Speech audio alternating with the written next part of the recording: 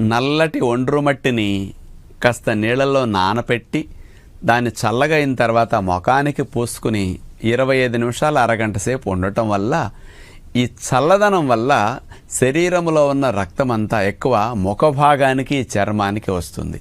ఇంతకుముందు ఎప్పుడూ రానంత ఎక్కువ రక్తం చర్మానికి రావటం ద్వారా ఈ చర్మ కణాలకి మంచి గాలి, మంచి నీరు, మంచి పోషకాలు ఇవన్నీ వచ్చి స్కిన్ సెల్స్, ఫేషియల్ స్కిన్లో ముఖ్యంగా హెల్దీగా ఉండటానికి, కలర్ ఇంప్రూవ్మెంట్కి బాగా ఉపయోగపడుతుంది.